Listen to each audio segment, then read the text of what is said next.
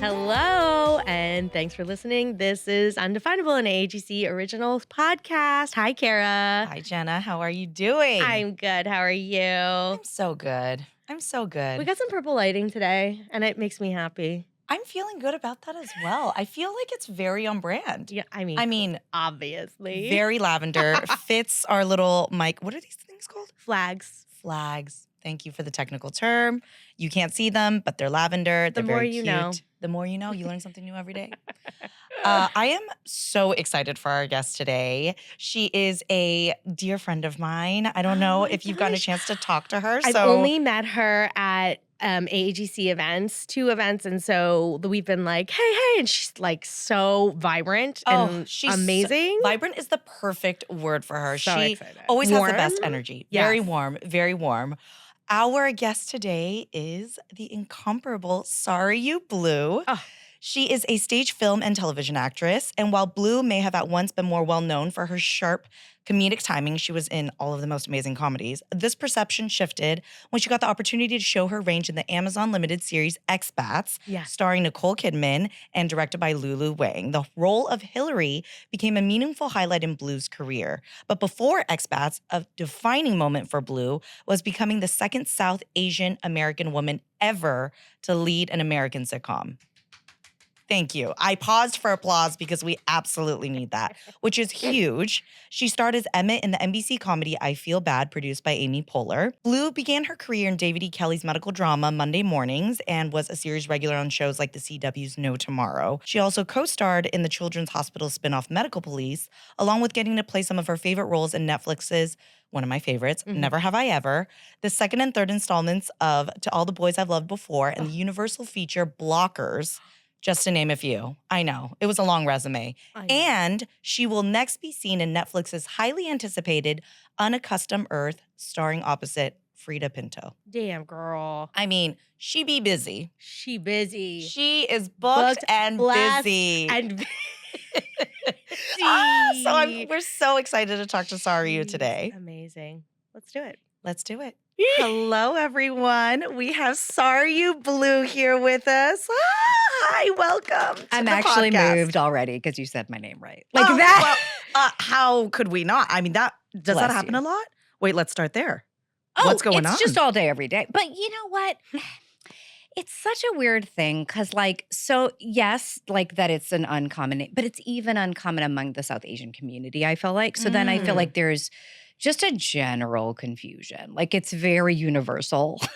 My name just stresses a lot of people out. They just stop. They're like, can I call you Blue? And I'm like, I don't care anymore. Yes. Right.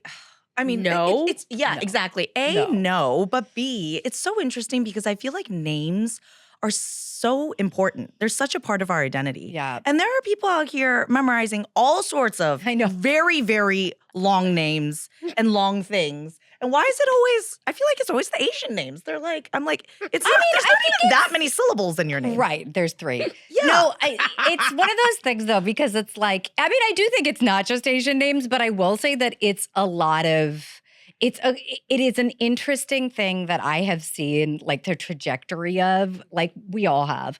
But there was the sort of the Allisons who'd be like, they get my name wrong too. And you're like, oh, it's not the same. Yeah.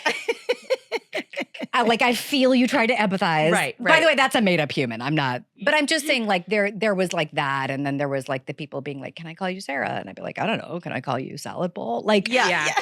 Are we just making Sarah, things that up? is, yes. Sarah is one that actually upsets me because I'm so not a Sarah. Right. You do not in any way it's just not look like who a I Sarah. am. Nothing against Sarah. Totally. 100%. Everybody out there in those streets. Sure. We love a Sarah. Right. But you don't feel like a Sarah. No. Also, it's not your name. No, it's not my name. Period. I'm not going to respond. Period. But then there's also the people who are like, well, how's it pronounced in your in the language you know? And I'm like, I don't want to play that game. Like, I don't want you to feel like you have to roll your R's with me. Because my parents called me something else growing up. That was their nickname for me. And I don't really have a lot of people pronouncing it in that exact right way. So it's just and I'm not, it's just I genuinely find it fascinating. Yeah. And I'm just like, It's Sarayu. Like, we could all, Well, welcome to the podcast. Thank you. Yay. We're very happy to have you. I'm so happy to be I here. mean, just kind of going off that, because you had mentioned, your nickname from your parents, but tell us a little bit about, what is the origin story here? What was little Sarayu like? Oh, Where are we starting? she was a nightmare. Was she really? She was. For some reason, that doesn't actually surprise me. I know, right? But like nightmare. What also, kind of exactly, nightmare? Right, Exactly. like a fun one. We love We that. see that. Yeah, We see like that. I was a fun nightmare, but I definitely was getting into all the things. Like you couldn't turn your head because I was gone. Like I was definitely like a little bolter as a small kid. Like, did you have to have one of those backpack leash? I feel like things? my mom would have done it if she'd known she could, but I I did. don't think. Do you have those? I was a leash kid. Yeah, Oh, I feel for like my you. mom would Yeah, have been. a wrist leash though, not a backpack leash. Let's be clear. Oh, I yeah. also don't like the word leash. Yeah, leash is also It's not more great. of a Can we- connector. A A connector. Thank you. connector. Thank you, Jenna. Thank you A for that. connector. I was a runner. I Okay. think, like my mom was like, oh, I would climb trees and then be stuck. Mhm. Like I was definitely that, like very She was a physical. climber. She was a bolter. Yeah, I was Yeah. just always into things. And then as I got older, I was climbing out the window to go sneak out and, You would. You Yeah. would. I feel that. See, I feel that energy. Mm. I feel that energy. There's like a section in the namesake, and I'm paraphrasing majorly, but where the main character is talking about how he's smoking pot and his Mhm. parents would never think that he would even do that. Because Yeah. it's so not how our parents were raised, right? Like our parents very much respected their elders, what they said went. Like there wasn't a lot of like going against the rules. Mhm. And so I think about that a lot with my parents. And it's not just, my mom was like, I'm going to fucking kill you. I stole chairs and she found them in the basement. She was like, are you fucking kidding me? Like you stole chairs? Wait, stole chairs from where? There's this- Wait, okay, first of all, just to paint in context, how old are you? Just That- so I can have an image of, this is the window climbing section of your life. Okay, the window climbing was definitely like teenage years. Okay. And what And is then this? the stealing chairs would have been like college-ish, where like there was this terrace and they had these really cool metal chairs. And I just decided Wait, who is they? Oh, the university. Oh, got it. I'm like, the chairs? Is there Where like are a the chairs statute from? of limitations on admitting to these crimes? Yeah. No, Okay. no. The university had cool metal chairs. Oh my God, they were beautiful. They were like these 70s metal. They had yellow, orange, green, Wow. Mm. and they were just such They a sound vibe. very chic. Yeah, they sound very. They were so like 70s cool. Like I'll send you a photo. Right. But So, I was like, well, I think my friends and I were like, let's take a couple one night. And we from did. the university, From the terrace. which you lugged to your home, No, well, yeah. the basement of your home. Correct. So the university and your home were close to each other. No, we had a car. You transported in the his metal car. chairs. Yeah. the cool metal It chairs. does sound crazier vibey metal as I chairs. talk about this. The more I hear it, the more Right, I'm like, right. oh my God. But then also, when your parents discovered the chairs, what Only did my they mom, say? because my parents were divorced. Got it. Okay. And so my mom found them and was like, I'm going to report you to the police. No, she didn't. As any good She mom was does. so mad at me. I mean, it was like a miracle. How does she know you didn't purchase them? She knew. Just then again, moms know. Well, and like Moms I was know. already like all the things. You I were don't- a bolter. I You were was a a climber. bolter. You were. I understand. So, do you feel like that was the moment that your mom was like, "My daughter is not"? No, I think she is already not- knew. She Because knew. like when I was little, she Mhm. made me. So I really wanted to take dance because like that's what all the like girls were taking, Mhm. right? Yeah. They were Mhm. all in like ballet and they were being cute or like jazz. And my mom was like, I'm not going to pay. She literally said this quote, I'm not going to pay money to have them teach you how to wiggle it around like a worm. Exactly in that low, like just like you Yeah. idiot. yeah, You're not fucking taking dance Yeah. with my money. yeah, 100%. Well, I did take Indian classical dance, of course. Well, that's a different category. Right. Let's just be Yeah, clear yeah, right yeah. now. That's Because I like- took Chinese traditional Right. dance as well. Like she, it's Right. same. My mom's like, I'm not gonna. You go into PSAT You're not taking and then this white people yes, shit. You're gonna jazz, do like right. you said. God forbid. You're not gonna I take. am learning so much here. She had. That's a different category. Indian classical dance. Well, is, I think it was like tradition versus fun. Mhm. Right. Is the way she saw it, For sure. right? And then there was a demo at the mall of like this Taekwondo studio. Mm. And she signed me up. She was like, Oh. you're going to know how to protect yourself in this country. Because, of course, she trusted no one. Right. And Which is she fair. made me take Taekwondo. And I hated it at first. And then I loved it. And I was at that studio 6 nights a week. Oh, wait, you're I kidding. competed How high up nationally. did you get? Oh, I got my black belt. Oh my you did not get your God. black belt. Yeah. And by I said you did not, I mean, oh my gosh, you totally did. I see it in your eyes right now. really The loved black it. belt energy. I believe that. I'd be scared of you. I wouldn't want to. You are mess with such you. a Ay, badass. bless you. What? I mean, it was a long time ago, but it was really what I loved. I mean, it was what I did. I feel like it was Taekwondo, and then it was, and eventually I paid for my own little dance classes because I was like, I'm gonna get a job and pay for ballet and jazz and tap and all the things. But like, yeah, Taekwondo was the thing that I think gave me, that studio was like my family. Like I didn't have siblings growing up. Mm-hmm. And I really grew up in that studio. Like that was where that's where I Community. had siblings. That's where I learned, I mean, definitely discipline. Yeah. But like, I Mhm. also just learned how to have fortitude and go after things. And I mean, it is really interesting to me to look back on it because I had no concept what my mom just wanted me out of her hair. Like my mom was like, you're exhausting. Right. But Let me give you something to do. Have a Burn hobby. that energy, A hobby girl. that I approve of. yeah, I mean, I Yes. think that really between defending myself and I did learn self-defense. And my favorite thing I learned was how to fall, like, which is such an interesting skill to have. But like, I'm Also very Good at klutzy. Oh. And like, if you know, it's like ingrained in me now how to fall, like where your Safely. soft parts are and how to like protect yours. And it's such an interesting skill that you would never think. I know. Do you it's- put that on your resume? Yeah, well, I was just Yeah, gonna I say. know how to fall. Know how to I fall. know, like give me a prat fall. That's what I'm saying. Like That's let me amazing. play the disasters. Do my own never, stunts.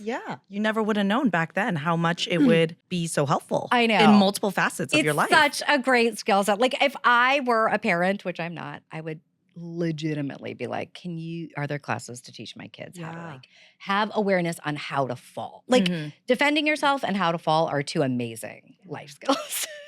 I think it's amazing that you're. So I fucking mean, random. that It is is, going to but be it's your so log true. line for this episode, by the way, just so everybody knows. That's it. How to fall. We got it. How to fall. I actually think it's amazing that your mom had that foresight. I mean, first of all, like you were saying, it's so important for women to be able to have, the tools to learn how to defend themselves, but especially women of color. And you kind of touched on it a little bit earlier about maybe the other lessons that you learned Yeah. through this practice. I think that my mom is so fascinating. I was basically raised by two poets. Like they are not. This is the thing that I always get. I don't know. It makes me sad that there is this stereotyping of the Asian community in representation, particularly that's so like type A, strong, together, organized, boss ladies, like all these kinds of things, right? And that's not just for Asian women. That's for Black women, Indigenous women. I mean, it's a very easy place for them to put actors from marginalized communities in those kinds of roles and under the conversation of diversity without actually giving those humans the dimension, which is like a lifelong fight for all of us. But the other reason it bums me out is because I was so not raised by that. Like, and I'm not that. I know that my dad, so the language I grew up speaking is called Telugu, and that's not a super popular, like it's not unpopular. It's just not like one of the Common, like the more common? I would say that like it feels to me like it's growing, but I'm not the best assessor of that ultimately. But anyway, whatever. I mean, it's also, there's Tollywood, which is like Telugu film. And so it's not that it's small. But anyway, all that to say that I digress. It was small in this country, and he had the first Telugu program at the University of Wisconsin. And that was like the only Telugu program for most of my life. Oh, wow. And his passion is translating poetry from Sanskrit to Telugu. Beautiful. So he's a Sanskrit scholar and a Telugu professor. And then my mom, her passion equally lucrative is so she's a short story writer in Telugu, and she also studied Telugu women writers in the 50s and would do a lot of translations of their work. Wow. So they're both very niche. I was going to say niche. So niche. Is the word for it. Yes. And so smart. Like they are both. And like blessed because this apple fell so far. Like it's not that I'm not smart, but I am not scholarly like they are. I'm not academic. I'm not heady. You have great taste in furniture, though. Bless you. And you make it happen. Thank you. I wish they considered that. They're like, I wish they were like, she knows how to fall. Yes, exactly. She but knows they're how to like, fall. this girl. Yeah. No. Yeah. I mean, they're just very, I grew up in a house with like a lot of books and a lot of paper everywhere, right? Like just scattered, just so much paper, piles and piles of papers. So when was it in, your life that you kind of found the acting journey, and then what was their reaction to you wanting to embark on this path? Well, thank you for asking that question because I feel like it's usually such an assumption for us. Yeah? Yeah. I feel like a lot of people just assume, like, it's always like, I bet your parents hated that. Yeah. And they want you to be a doctor. Well, and I'm especially like, now let me be clear. hearing they're very niche. Right. And I'm like, let me be honest. Poets. Like, no one was like, that one's going to be a doctor. Yeah. No one's like, she's good at math. So I really fell in love with it at 15. Like, first show I did was Pippin, and I was like, found it. And I just Jenna's over here feeling all the feels. I love Pippin. I know. It's a good one. It's a good So one you to fell in start love with musical theater first. Like you were a theater lover. 1,000%. Still. So I did Pippin, and I was like, you guys, I found it. And they were like, okay. Okay. Like 15 in the South Asian community is like 7. Like they're like, you child, right? Yeah. So I feel like they just kind of didn't really think much of it at the time. And then when I was like, I'm going to go to college and do theater. Yeah. And my dad was like, you got to be fucking kidding me. Yeah. Like still with this. My mom was really excited. Really proud. Like she's still my number one fan in her little apartment. Wait, the woman who didn't want to pay for you to wiggle like a worm. Yeah, but you know what? She always knew I was gonna be. She knew. Yes. Yeah. She knew I was stubborn, and she hated it and loved it about me. Yeah. She was like, well, you have 2 choices. Fight it or get on board, right? But also I think she's an artist at heart. Yeah. They're like, yes. It sounds like they both are in And my dad, many ways. We fought about it for a long time. I mean, it was not easy, but I grew up to understand that for him, it was like, how are you going to survive? This isn't like, do something with your life that's better. This is, when I die, how are you surviving, right? Not that he was doing anything necessarily to help me. I mean, he was doing a lot, but like he's my dad. But like, I'm just saying like there was an element of his own awareness of how hard it was for him in this country to survive. Yeah. He didn't want to see you struggle. Yeah. The worry comes from love, Yeah. The anger comes from love. And that's the piece that I shouldn't say never. I don't see enough of in representation of the parents, right? The strictness, the controllingness, the dismissiveness, the abruptness. I see that. But when I watch movies and film and representation, I'm always looking for in the parents the underneath. Yeah. Because that is the piece that we too often miss. And I know with my upbringing and growing up, it was painful. It was hard. I have anger. I have hurt. They have anger. They have hurt. Of course. And there's a piece of it that I look back on now and I go, right, you were a brown man who dealt with a lot of racism in Madison, Wisconsin. You fought so hard for this tiny program. You weren't doing anything lucrative. You weren't one of the doctors who had all the money and the this and the that. And you know what it's like to struggle in this country. And I remember they would always say to me, no one's going to care about you in this country. No one's going to care about you. You have to know how to do it all yourself.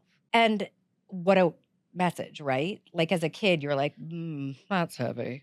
Yeah, I know. But I mean, as even an hearing adult, it as now you're like, and an that's adult, right. but imagine how it, impacted the way I you mean, saw the it's world growing incredibly accurate. Yes, it is. Everything they taught me is why I have what I have. I have the career I have and the accomplishments I have that I am so deeply thankful for and so proud of because of the grit, because I was forced to take Taekwondo, Yeah. because I learned how to fall, right? Actually, though. No, Yeah. but Fall like gracefully. Fall gracefully. The metaphorically resilience. too. Yes. I learned what it looks like to keep fighting. Yeah. And trust me, I don't want to fight anymore. But We gotta. Yeah. They instilled resilience Mhm. by loving me in ways that sometimes were painful. Mm. And again, I don't know anything about being a parent. So it's such a weird conversation to have because I'm not one. But I'm aware as a daughter the values of what I got from them. Yeah. And watching their immigrant. I mean, I remember going to like department stores and like being their translator because their English wasn't as good. I remember that. Which is crazy because both of them had great English. So I don't know if their English wasn't good. I mean, my mom has her master's in English literature and library sciences. So it's not to suggest that it's not good, but there was like a colloquialism, right? Yes. The translation was things would get lost, and I'm sure I remember feeling like they were being talked down to, and we would step in. Yeah, because sometimes it's not about being bilingual, it's about bicultural. That's right. Too. Because it's about the way people communicate. Like you said, they might have the vocabulary and they might have the language, but again, it's the tone, it's how people talk to each other, it's the cultural undertones and aspects. And I mean, I very personally relate to you as well. I went through that experience as well, stepping in to translate for my parents.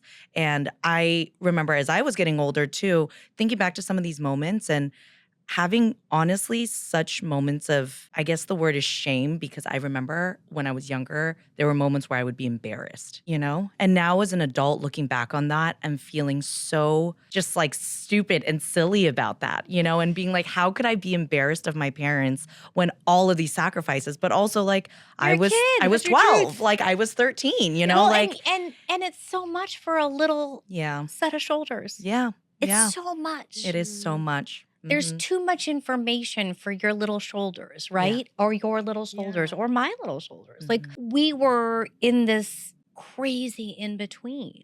Yeah.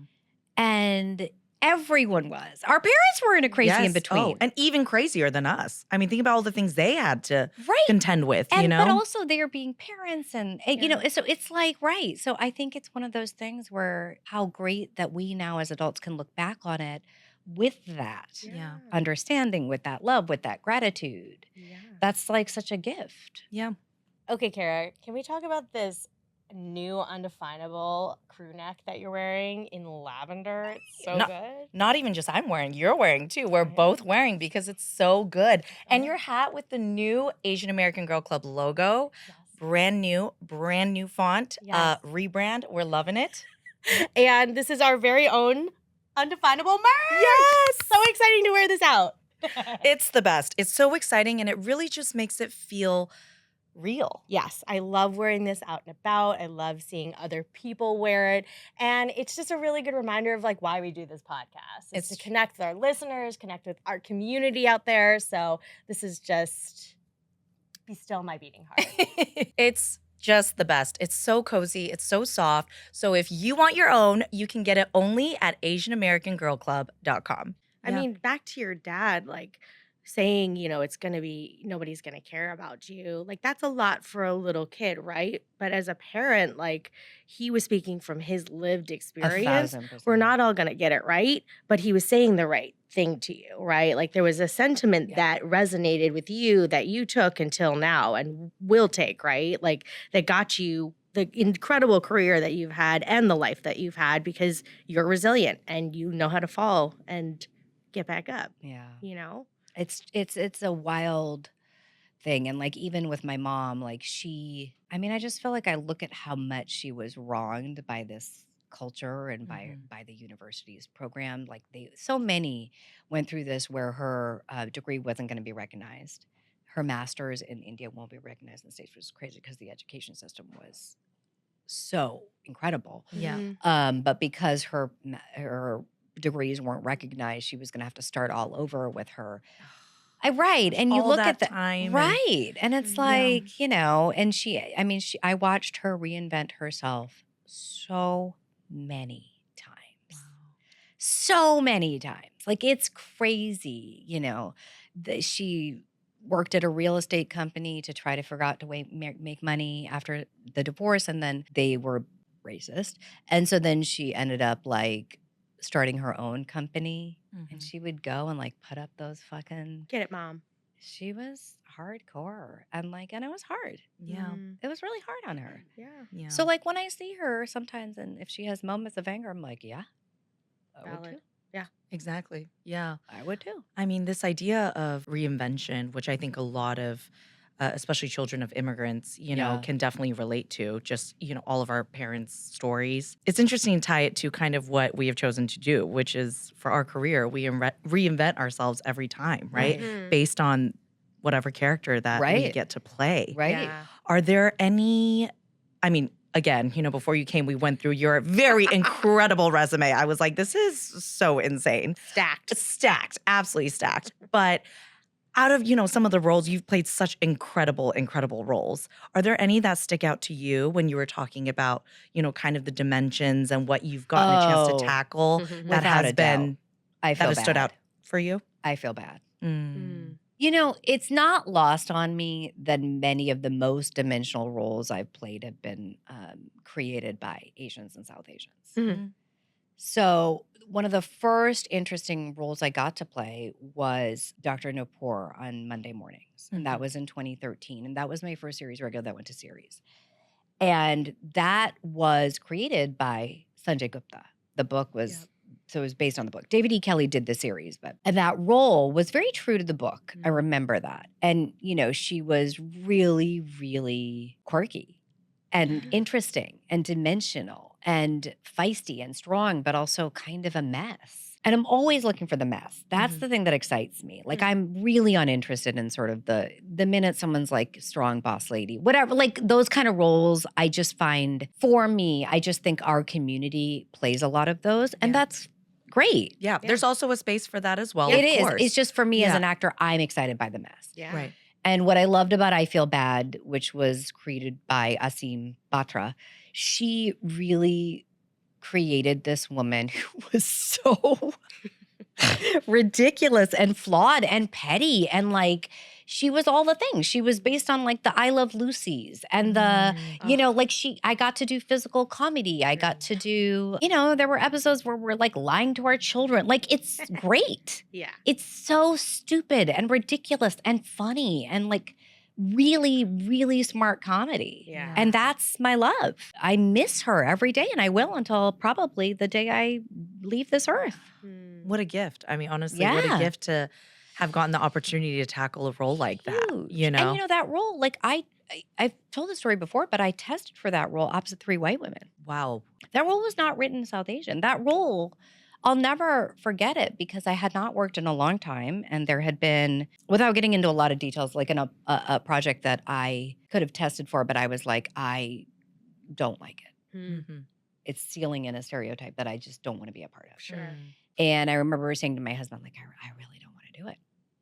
And people were like, you kind of have to. You haven't like worked in a while. And I was like, I know, we really need money and I don't want to do it. And I remember my husband being like, I don't want you to do it. Like, don't. And I was like, yeah. And so I said no. And it was so scary. That's terrifying. That Wow. moment is terrifying. I still shake telling the story. Yeah. Good for you, though. Well, oh my God. you saying no to that, was that, and then during that time you went and tested for this? No. Oh, okay. There was nothing in sight. Mm-hmm.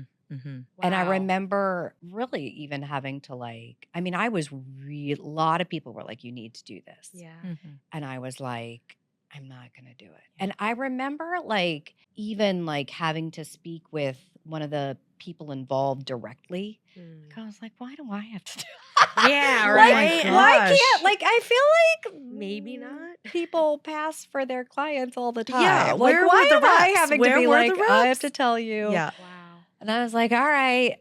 I talk to myself a lot, by the way. And like, I remember just being like, okay, Sarayu, you're going to have to just like put on your big girl pants and go have the conversation. And I went and I just said, look, I really feel like this is enforcing stereotypes I just don't want to be a part of. And I feel like the response was basically like, well, then you probably shouldn't do it because I think it's going to stay that way. And I was like, okay, then I'm not going to do this. And I was just shaking. Wow. I was so scared. And then like a week and a half later, this audition came in and I was like, God, I love this role. And I thought, there's no way in hell I'm going to get this. This is the lead of a network sitcom. Like there's no reason for them to go with Sarayu that they can't even say for this, right? Like no way in hell. And I remember going in and I was going to be first. Yeah. And I was like, I can't. So I went to the bathroom. Yay. And I didn't sign in. I was like, well, can't do that. I can't be first. Yeah. I don't know why. Like these are just things, right? Yep, None of yep. it's based on any reality. No, Nope, it's the but we do it. psychological Yep. stuff, and we all know And that it was like feeling. a weird gut call thing Yeah. for me. Like my gut, like it was like everything was pure instinct Yes. at this Yep, point. yes. From passing to the rest. Yes. Yeah. I was just a human blob. This is why I say I'm not heady, right? This is it exactly. There's no logic to my life. If you look at my life on paper, it makes zero sense. There's no reason the girl who's 15 and the daughter of a professor and like two poets gets to this place. There's no reason. The math is not going to math. So I went to the bathroom and then I came back out and I said, okay, I'm third. Now I can sign in. Third is good. Yep, Third is third is good. Third felt right. Third is great. And I went in and I remember doing the audition and I got some direction from the director who was wonderful. I loved her. And then I left and I remember getting in my car and I called my husband and I was driving and I was just shaking and I go, babe, I think I nailed it. And he goes, okay, honey, can you pull over? He goes, that is so great. Yeah. Maybe just pull over for a minute. Right. Oh my God. Safety first. Like he was like, oh, I know. I mean, the like fact that you right could now.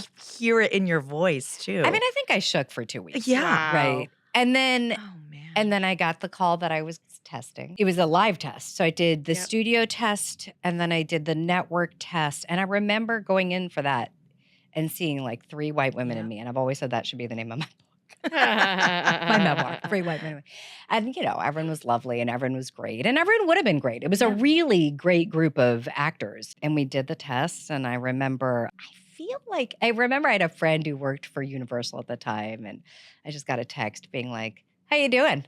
Oh my God. gosh. Yeah, but That's but it was because he had the good news. Yeah. Oh, right. That's right. Which That was would have been super- rude if not. No. Yeah, that's also true, right? You're Yeah. like, friend. Do you often, like when you would test for things, would you often feel like you were just the option, like the ethnic option?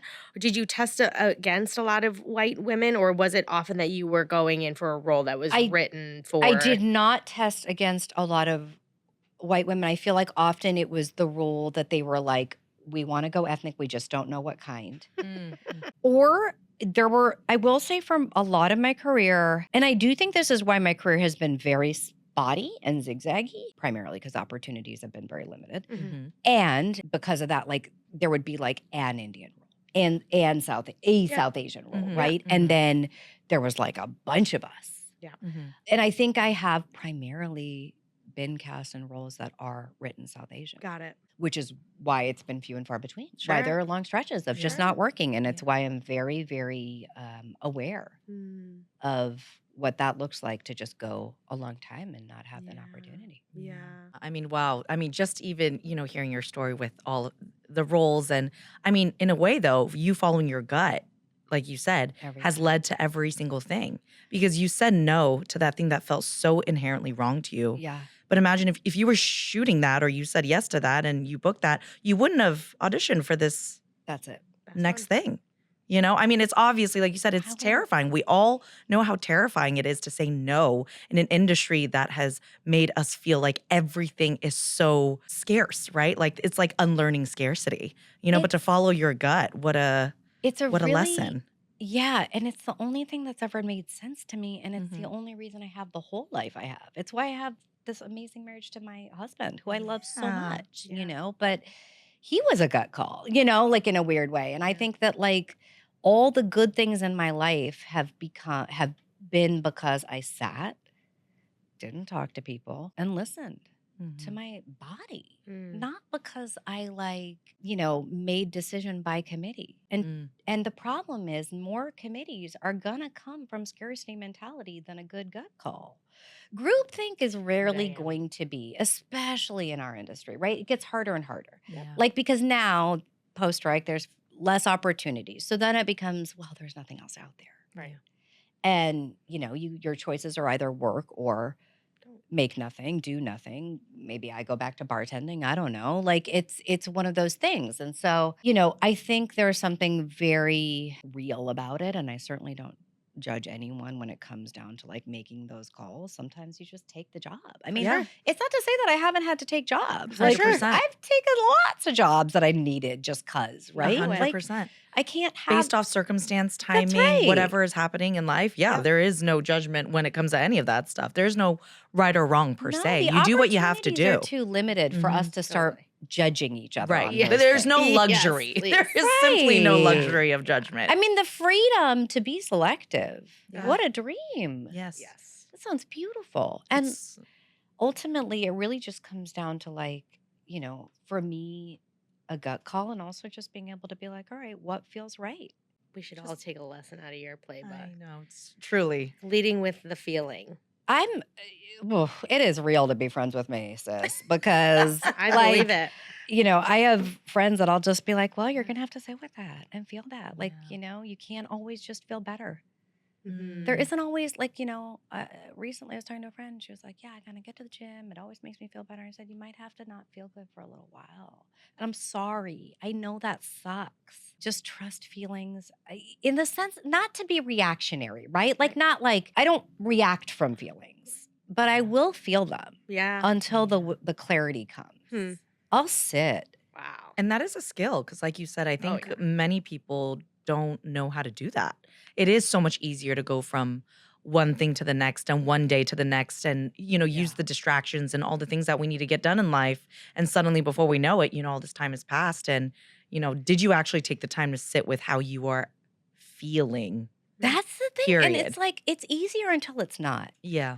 There comes a point where your body just gets so mad. Yeah. You get sick, you get injured, you get this, you Just get that, exactly. right? It just says enough. Mhm. My experience is that happens to us all. Yeah. Mhm. But with the industry, it's a very weird thing because, the messaging to actors is always be grateful, Mhm. Yep. particularly if you're from a marginalized community, right? And yes, love me some gratitude. I am grateful. Yeah. Mhm. You get to ask for more. We get to ask for Yeah, more. yeah, we get yes. to ask for what we've earned. That's Another right. great lesson. That's right. Another great lesson. That's right? right. We get to ask for more. Yeah. It's okay to say, not good enough. Not for me. Yeah. Yeah. Not for me. Not for me. Not good enough. I want more for me. Yeah. Having agency. I love myself too much for that. That's Yeah. one of my favorite ones. Oh, I lately. love I that. love myself too much for that. We have a lot of log lines for your book / show, I think. Sarayu. Okay, we have some hotline questions. Oh God, that I'm the people- worst at these. Well, We're gonna follow our gut. We're just gonna go with gut feeling. I Yes. know, but my Gut mind goes feeling. blank. Okay, good luck. That's okay. Oh we'll my help. gosh. That's Well, what we're here for. exactly. We're Is Is together. this like a flash round? Like no, a don't. no. No. This not doesn't a this Oh, or that. Like this okay. is like No, no. people wrote in Oh, and we're like, oh yes, my gosh, that's your guest, and we want to hear her Oh, that's answer. amazing. I know this is not like a Pepsi, Coke, tea, coffee situation. well, obviously Coke, but Yeah. sure. That one I do know. Here we go. Let's start here. So, I mean, it's actually amazing because we answered a lot of these. People were very interested about all the roles you've played and, your opinion Aw. on the roles that you've played. But here's one. Hi, I'm calling in because I struggle with self-doubt. How do you trust yourself when the industry constantly puts you in a waiting place? And we Really touched touched on it on a it. little bit, but if you want to elaborate. the number one thing I recommend is a support Mhm. system, right? I love therapy. I know some people that's not their jam. There's lots of ways, right? Your way in to get connected to yourself, I think, is the only way to alleviate self-doubt. Yes. One of the things I am really big on is don't worry so much about getting feedback after auditions. Oh, I love that. I need to hear this. I Continue. love that. Continue. Yeah. I really got to a point where I released that. Now, that doesn't mean I don't sometimes still ask for these things and all that kind Yeah. of stuff. But what I finally released was if I know I nailed it, if I feel good, it's gone. It's over. The rest is out of my hands. Because in my experience, the more I try to clutch and grasp and go after, Yeah. the faster it flies away from me. It's like that Totally. sand analogy, right? The faster, like the harder you Yes. grip onto the sand, it like Right. Yeah. flows out. So one of the greatest things about getting a support, just to go back to the question about the support system and figuring out ways in your life to connect to yourself. Like Mhm. I'm very physical, so Mm. dance can be a great way for me to connect to myself, right? What gets you out of your head and connected to your heart? Mhm. And when you're doing that, maybe it's meditation, sitting still, maybe it's talking to a therapist, maybe it's painting. It can be so many things, touching Yeah. grass. But whatever that daily practice is, the more you get connected to yourself, the less you're going to need external things to tell you. The less you're going to look for it. Yep. Yeah. And the more you get connected to yourself, that doubt disappears. And you won't worry so much about what someone thought of your audition because you're going to know right in here that you did everything you could. I delete auditions right away, like after I sent it in. Like once they've got it received, it's gone from my inbox. Yeah. Oh, I throw away the piece of paper, whatever it is. Yeah. It's Yeah. gone. Yeah. I That's love great. that. That's my a, ritual to say goodbye. that's a Love it. that's a great Let it go. answer. Our next one, when life feels busy, what helps you feel most like yourself again? Ooh. My dog. I know. I just realized we didn't even touch on all He's the such hobbies. a baby. It's the dog. It's the wine. I personally know this about Sarayu is that she I is do a love a good glass. avid wine drinker. That brings me back to myself. I don't want to assume that brings you back to yourself. You know what? Doggies, Yeah, doggies. right. Well, for me, it's always. I'm really a daydreamer. That's honestly it. I'm such a daydreamer. I sit in my little corner with my dog. I look out at my look. The truth is, I'm a total weirdo. I talk to myself. I stare out the window. and I'm gone. Like if I'm staring out the window, it's over. You cannot get me. I'm I love gone. that. Like maybe 15 minutes, 20, whatever I have. Wow. That's amazing. Wow. Again, going back to the skill of being able to sit with yourself, because I actually think a lot of people struggle with that. In today's world, Yes. forget it. Especially, and I think about, for adults, but even for the youth, how much they are being bombarded with stuff.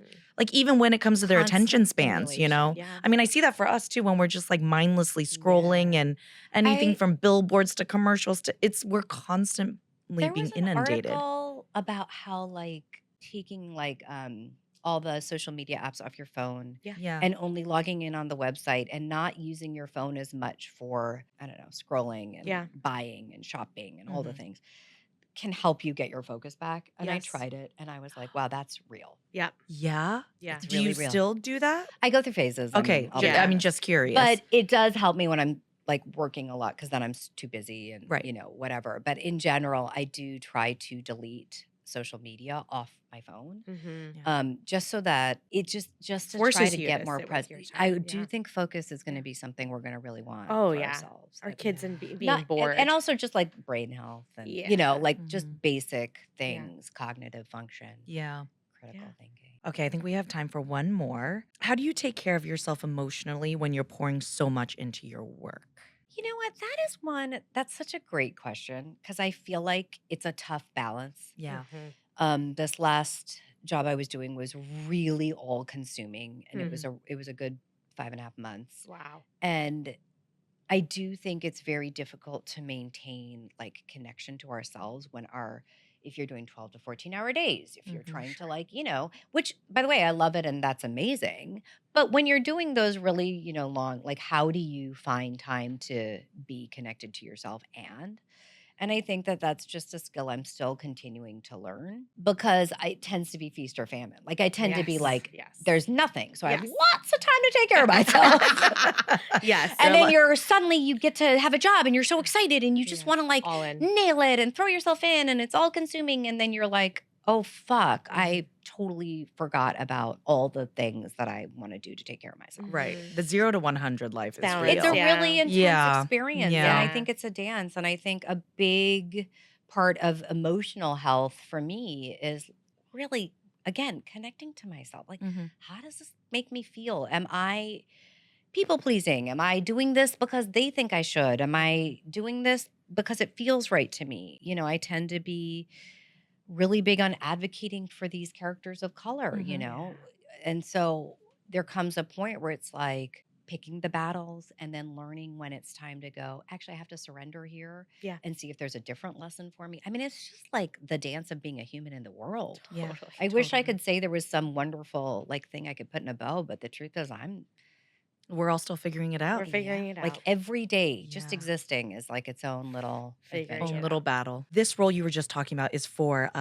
Unaccustomed or Yes. Unaccustomed Earth, Yes, right? yes, yes, Yes, that's yes. coming out on Netflix sometime this year. It is coming out, I Yay. believe, this year. Yes.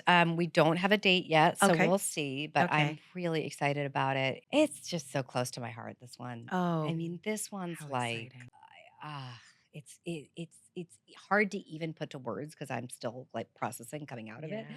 But it's based on the book by Jhumpa Lahiri, who wrote The Namesake, and she's a writer that I think so many of us in the South Asian community have such a deep love for and respect and admiration for. She really writes South Asians and South Asian Americans with such poetry and authenticity and heart and truth and, just love.